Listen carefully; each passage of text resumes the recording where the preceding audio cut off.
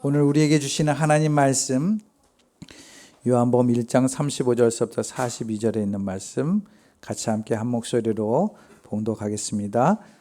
다음 날 요한이 다시 자기 제자 두 사람과 같이 서 있다가 예수께서 지나가시는 것을 보고서 보아라 하나님의 어린 양이다 하고 말하였다. 그 두 제자는 요한이 하는 말을 듣고 예수를 따라갔다. 예수께서 돌아서서 그들이 따라오는 것을 보시고 물었다. 너희는 무엇을 찾고 있느냐? 그들은 랍비님 어디에 묵고 계십니까? 하고 말하였다. 랍비는 선생님이라는 말이다. 예수께서 그들에게 대답하셨다. 와서 보아라. 그들이 따라가서 예수께서 묵고 계시는 곳을 보고 그날을 그와 함께 지냈다. 때는 오후 4시쯤이었다.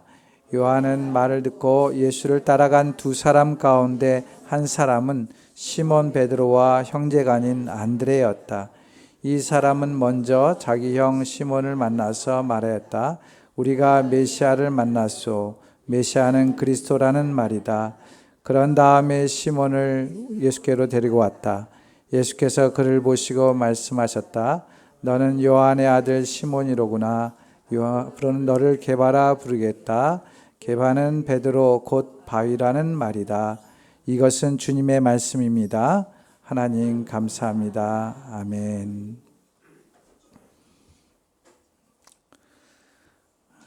한 통계에 보면 이런 이야기가 있습니다. 전 세계 그리스도인들이 평생 한 번도 전도 못하고 죽은 경우가 85%가 된다고 합니다. 과연 우리는 85%에 속해 있는 성도인가?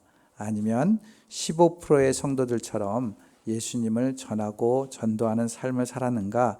한번 돌이켜 보았으면 좋겠습니다. 왜냐하면 오늘 이제 우리가 두 번째로 오후에 전도를 나가게 됩니다. 그래서 오늘 말씀을 전도라는 제목을 가지고 목적 설교를 하는 거예요. 그래서 여러분들이 조금 더 전도할 수 있는 마음을 가졌으면 좋겠다 생각이 됩니다. 현대 성도들은 전도를 너무 어렵게 생각하는 경우가 있어요. 목사인 저도 그럴 때가 있습니다. 그래서 할 수만 있으면 전도하는 일에 빠지려고 합니다. 그리고 귀찮기도 하고요. 이것은 전도를 무거운 짐으로 생각하고 아니면 교회 행사로만 생각하거나 또한 은사를 가진 사람들만 할 수 있다라고 생각하기 때문이라고 여겨집니다.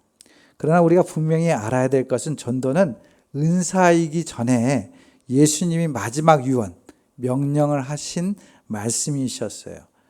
마태복음 28장 19절에서 20절 말씀에 보면 너희는 가서 모든 족속으로 제자를 삼으라. 아버지와 아들과 또한 성령의 이름으로 세례를 주어라. 내가 너희에게 명한 모든 것을 그들에게 가르쳐라 라고 말씀하셨습니다.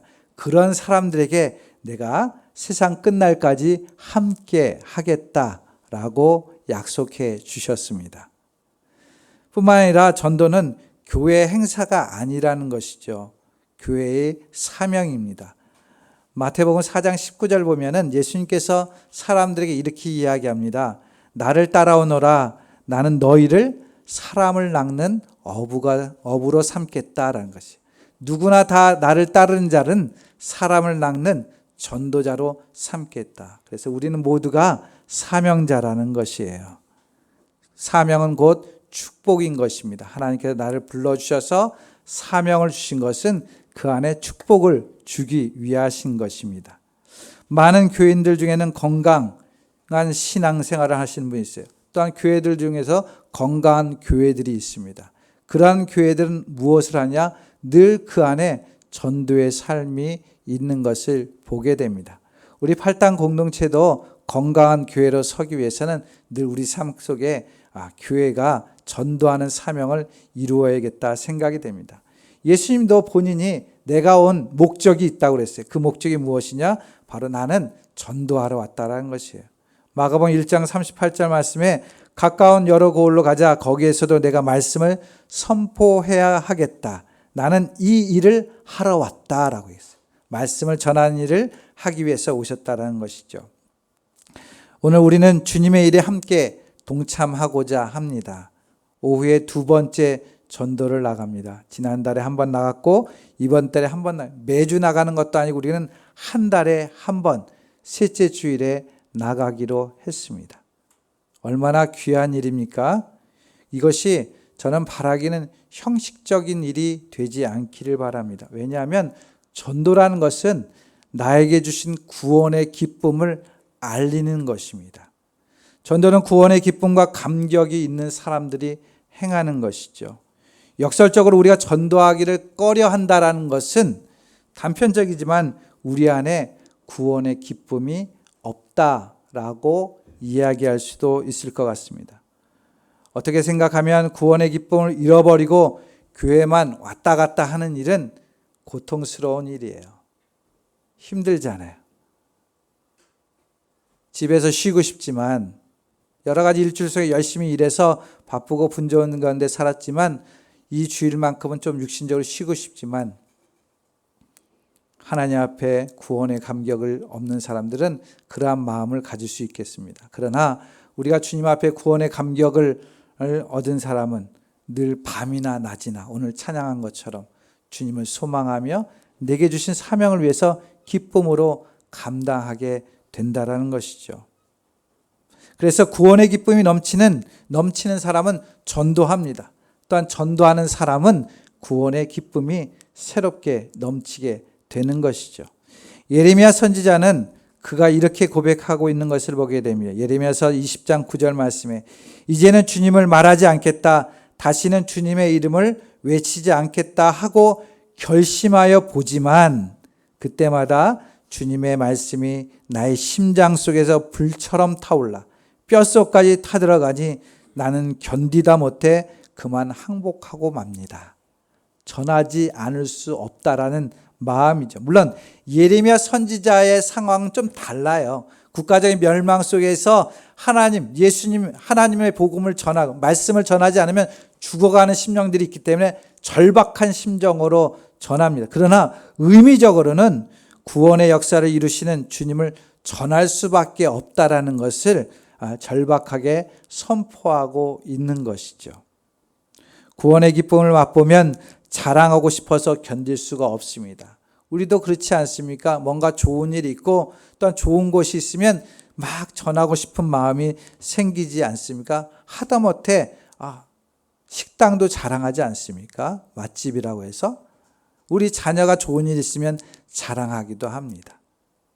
그런데 우리에게 구원의 은총을 베풀어 주신 그 주님, 우리 안에 함께하고 있는 그 주님을 전하지 않을 수가 없는 것이죠. 오늘 본문은 요한복음에 있는 말씀이지만 조금 더 지나가면 이러한 복음으로 살았구나라는 것을 다시 한번 보게 됩니다. 요한복음에 보면 사마리아 여인에 대해서 우리가 알고 있어요. 그녀는 원래 뜨거운 대낮에 사람들이 오고 가는 왕래가 없을 때 물을 뜨러 다녔어요. 왜냐하면 자신의 삶이 사회적으로는 부끄러운 모습이었기 때문에 그렇습니다. 그러나 그 여인이 예수님을 만나게 되었어요. 그래서 예수님에 대한 은혜를 받았습니다.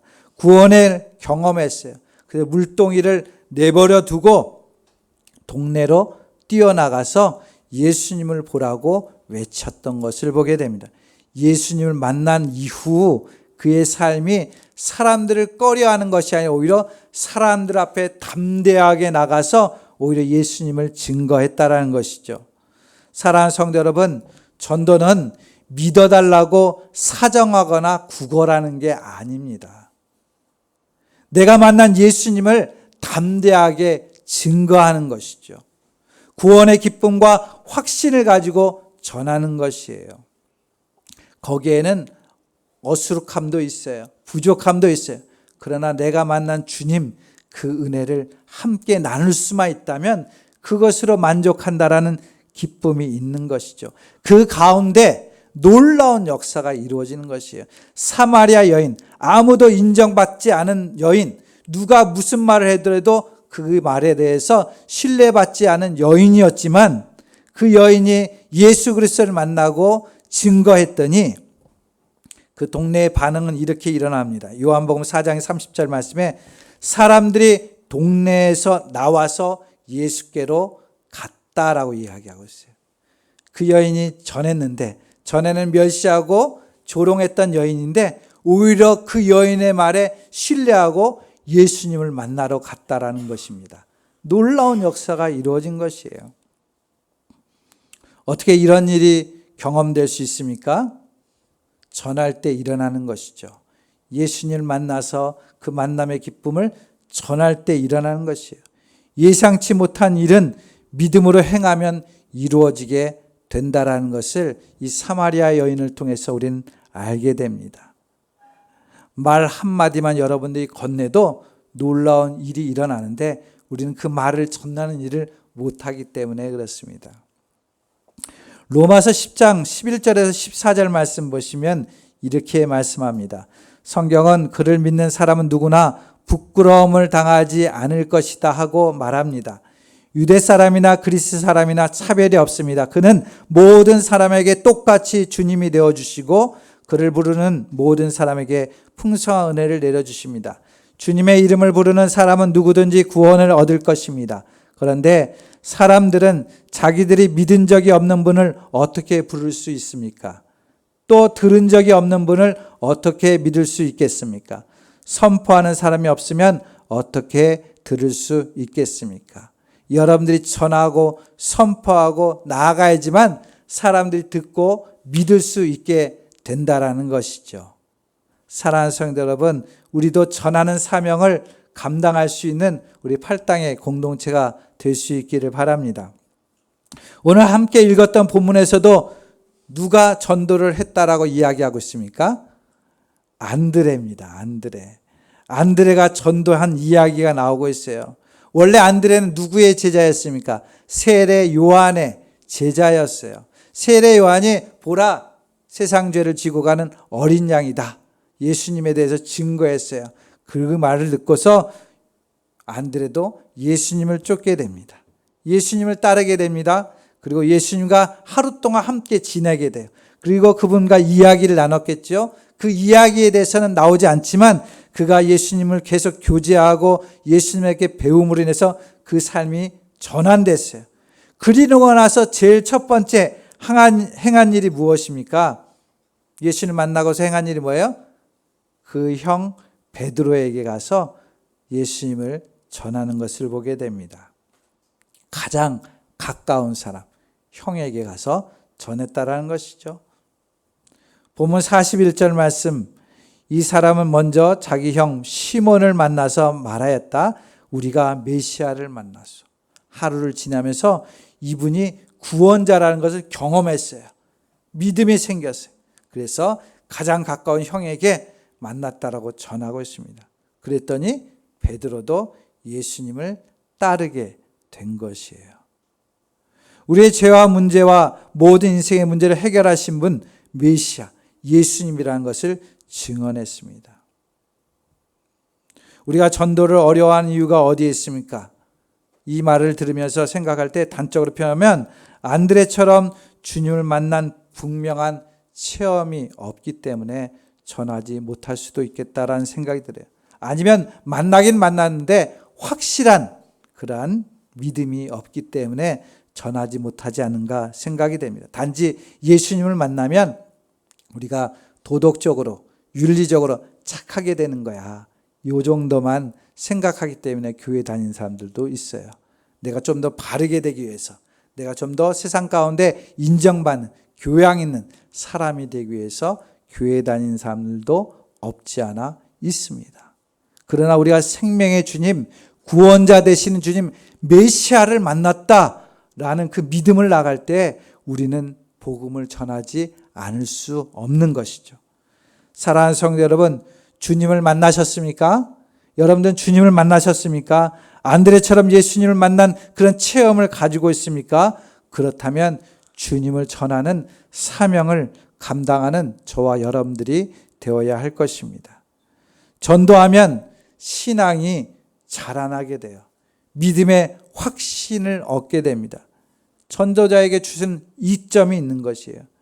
전도자는 복음에 굳게 서서 항상 희망을 말합니다. 왜? 예수님이 나의 희망이기 때문에 그 희망을 놓칠 수가 없어요. 그래서 사람들에게, 힘들고 어려운 사람들에게 우리의 소망 되시는 예수님을 증거할 수밖에 없는 것이죠. 이 일에 우리 전념하고 집중해서 나가면 우리는 세상에 빠지지 않습니다. 쉬지 않고 기도하는 그런 일들을 하는 거예요. 왜냐하면 전도하는 귀한 일이기 때문에 기도하지 않을 수가 없는 것이죠. 많은 사람들을 위해서 기도할 수 있게 돼요. 그래서 사탄이 틈타지 않는 것입니다. 어떤 목사님들은 이런 말씀합니다. 기도하는 사람이 전도하는 사람이다. 전도하는 사람은 기도하는 사람이다. 이렇게 이야기합니다.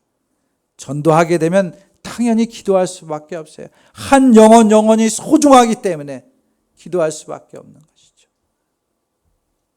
이것이 신앙의 선순환을 이룬다라고 이야기할 수 있어요.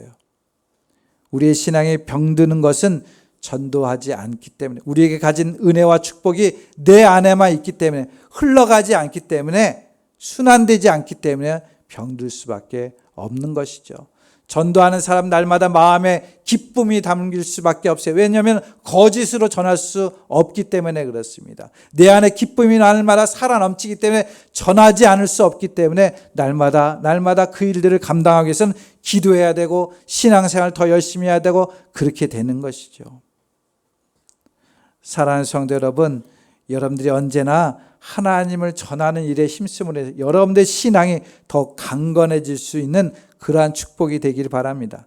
성경 우리에게 이렇게 권면하고 있어요. 당신이 배불리 먹으며 좋은 집을 짓고 거기에 살지라도 또 당신들의 소와 양이 번성하고 은과 금이 많아져서 당신들의 재산이 늘어날지라도 혹시라도 교만한 마음이 생겨서 당신들을 이집트 땅 종살이하던 집에서 이끌어내신 주 당신의 하나님을 잊어버리는 일이 없도록 하십시오. 내가 하나님의 일을 풍성히 받았어요. 은혜를 풍성히 받았어요. 축복을 받았어요. 거기에 머물러 있으면 우리는 교만하게 되는 거예요. 오히려 낮아진 자세는 뭡니까? 나에게 은혜가 있음을 세상 사람들에게 자랑하면 나는 겸손해지는 거예요. 왜? 하나님의 은혜 때문에 살아왔다는 것을 자랑할 수밖에 없기 때문에 그렇습니다. 우리가 늘 교만하지 않고 주님의 은혜를 기억하며 살아가는 길은 바로 전도하는 일입니다. 그렇기 때문에 오늘만 그냥 행하는 행사가 아니라 저와 여러분들의 삶 속에 늘 끊임없이 계속적으로 주님을 나타내는 귀한 삶이 되어질 수 있기를 바랍니다. 사랑하는 성도 여러분, 전도하면 누가 가장 기뻐하실까요? 누가 가장 기뻐하실까요? 네? 네, 하나님이 기뻐하시죠. 예수님은 분명히 말씀하셨어요. 누가복음 15장 7절 말씀에 내가 너에게 말한다. 이와 같이 하늘에서는 회개할 필요가 없는 의인 99보다 회개하는 죄인 한 사람을 두고 더 기뻐할 것이다. 돌아온 영혼이 있으면 그것으로 기뻐한대요.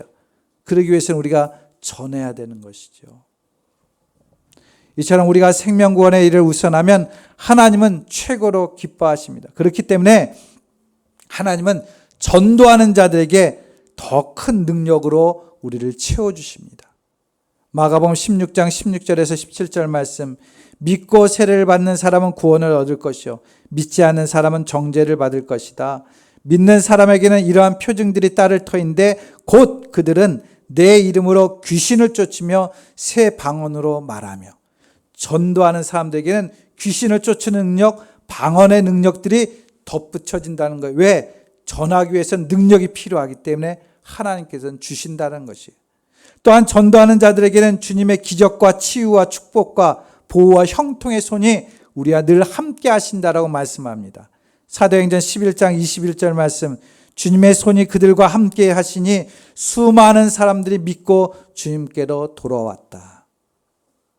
전도할 때에 하나님이 살아계심을 우리를 통해서 나타내는 거예요. 영혼들이 회복되어지고 영혼들이 구원받고 치료받는 역사들이 이루어진다는 것입니다. 우리가 전하지 않으면 그러한 역사가 이루어지지 않는다는 것이. 그렇기 때문에 우리는 때를 얻든지 못 얻든지 우리의 전도하는 그러한 신앙이 될 때 우리가 산 신앙이 되는 것이에요. 디모데후서 4장 2절 말씀에 그대는 말씀을 선포하십시오. 기회가 좋든지 나쁘든지 꾸준하게 힘쓰십시오. 끝까지 참고 가르치면서 책망하고 견계하고 권면하십시오라고 우리에게 말씀해 주고 있습니다. 우리에게 주신 약속의 말씀, 전도를 통해서 이러한 은혜도 경험하는 저와 여러분들이 될 수 있기 바랍니다. 그래서 전도는 사명이면서 축복이다. 전도는 뭐라고요? 여러분들이 축복받기를 원하십니까? 그럼 전도를 행하세요. 우리 주님은 능력을 철저하게 신뢰할 줄 알게 됩니다. 전도를 통해서 우리 주님의 능력을 철저하게 신뢰하게 돼요. 마가복음 6장 8절에서 9절 말씀 보시면 그리고 그들에게 명하시기를 길을 떠날 때에는 지팡이 하나밖에는 아무것도 가지고 가지 말고 빵이나 자루도 지니지 말고 전대에 동전도 넣어 가지지 말고 다만 신발은 신되 옷은 2벌 가지지 말라고 하셨다라고 얘기해요. 전도를 위해서 필요한 것 2가지만 얘기하셨어요. 뭐냐면 지팡이 그리고 신발. 전도할 때 필요한 거 이 2가지만 있으면 된다는 것이에요. 원래 예루살렘은 해발 750m 정도 되어 있는 고산지대에 건설된 도시였어요. 높은 곳에서 가장 낮은 곳, 그 사이에 사막이 있습니다. 험한 지형을 다니면서 뭐가 제일 필요하냐? 지팡이가 필요하고 신발이 필요한 것이에요. 그리고 나머지는 걱정하지 말라는 것이에요. 걱정하지 말라. 주님께서 책임져 주시겠다는 거예요. 전도하러 너희들이 필요한 것만 가지고 나가면 너희들의 삶에 필요한 것들은 하나님께서 공급해 주시겠다라는 약속이에요. 그러니까 나머지는 나를 믿어라. 나를 믿어라. 라는 것입니다. 오늘은 우리가 전도자로서 전도지 초청장이 되었습니다. 주님을 보여주는 초청장이 되었어요. 사람들에게 내가 예수님을 믿는 사람이다 자랑하는 거예요. 당신도 내가 믿는 예수님을 믿으십시오라고 이야기하는 것입니다. 그럴 때 주님께서 여러분들 보고 칭찬하시는 것이죠. 여러분들이 그런 모습이 있을 때 주님이 이렇게 칭찬하세요. 이사야서 52장 7절 말씀에 놀랍고도 반가워라. 희소식을 전하려고 산을 넘어 달려오는 저 발이여. 평화가 왔다고 외치며 복된 희소식을 전하는구나. 하나님이 기뻐서 여러분들의 모습을 이렇게 찬양하고 있는 모습인 것이에요. 사랑하는 성도 여러분, 여러분들의 모습이 주님 앞에 가장 기쁜 모습이 되어지기를 바랍니다. 마지막으로 전도는 살리는 것이에요. 생명을 살리는 것입니다. 예수님은 살리러 오신 분이었어요. 예수 복음이 전해지는 곳마다 살아나는 역사가 이루어졌습니다. 예루살렘에서 복음이 로마로 전해졌어요. 그랬더니 로마가 살아났습니다. 로마가 살아나서 로마를 통해서 복음이 전해졌더니 유럽이 살아나게 되었습니다. 또한 유럽의 복음이 해적 나라였던 영국으로 전해지자 영국이 살아났어요. 영국의 복음이 이제 어디로 넘어갑니까? 청교도를 통해서 미국으로 넘어가게 돼요. 미국이 살아나게 됐어요. 미국에 있는 많은 선교사들이 언더우드와 같은 선교사들이 이제 어디를 바라봅니까? 동방에 있는 우리나라를 바라봤어요. 그래서 우리나라가 살아나게 된 것입니다. 이처럼 복음이 들어가는 나라는 개인과 가정과 나라, 국가, 민족은 살아나게 돼 있는 것이에요. 문제는 우리가 전해야 살아난 역사가 이루어지게 되는 것입니다. 사랑하는 성도 여러분, 어떤 면에서 생각해보면 애국이라는 것은 바로 전도하는 일이에요. 영혼들을 살리고 나라를 살리기 위해서는 우리가 주님의 생명을 전해야 됩니다. 우리의 가정이 살기 위해서는 복음이 전해져야 되는 것이에요. 우리 마을이 살기 위해서는 복음이 전파되는 것입니다. 우리 팔당교회가 이 자리에 있는 것은 우리 팔당의 마음, 또한 남양주의 이 도시를 살리기 위해서 주어진 공동체라고 저는 생각이 됩니다. 그래서 남양주를 구원하여 주옵소서 우리가 공동의 기도 제목을 하지 않습니까? 언제나 우리가 전도의 마음을 품고 하나님이 가장 기뻐하시는 일들을 행한다는 그러한 마음으로, 전도는 축복이라는 그러한 마음으로 오늘도 오후에 같이 참여해서 주의 복음을 전할 수 있는 저와 여러분들이 될 수 있기를 바랍니다. 뿐만 아니라 그 행사로 끝나는 것이 아니라 우리의 삶의 영역이 진실로 복음을 전하는 삶이 되어서 여러분들도 살아나고 주변도 살아나는 역사가 이루어지는 일들을 경험할 수 있는 저와 여러분들이 될 수 있기를 주님의 이름으로 축원드립니다. 기도하겠습니다. 사랑과 은혜가 많으신 아버지 하나님 감사합니다. 오늘 요한복음 1장을 통해서 안드레를 통해서 주변에 있는 사람들에게 복음이 전해졌던 이야기를 하게 됩니다. 아버지 하나님, 우리도 우리에게 주신 그 은혜를 통해서 우리 주변 가까운 곳에 주의 복음을 전할 수 있는 그런 삶이 되게 도와주옵소서. 내가 진실로 예수님을 만나서 구원받은 백성이라면, 그 믿음으로 살아간다면 우리 주변에 있는 영혼들을 구원하기 위해서 힘쓰는 우리 성도들과 우리 팔당의 공동체가 되어서 우리 주변이 더욱더 하나님의 은혜를 경험하고 하나님의 나라가 확장되어지는 아름다운 역사가 이루어질 수 있도록 축복하시고 인도하여 주시옵소서. 감사하고 예수님의 이름으로 기도드립니다. 아멘.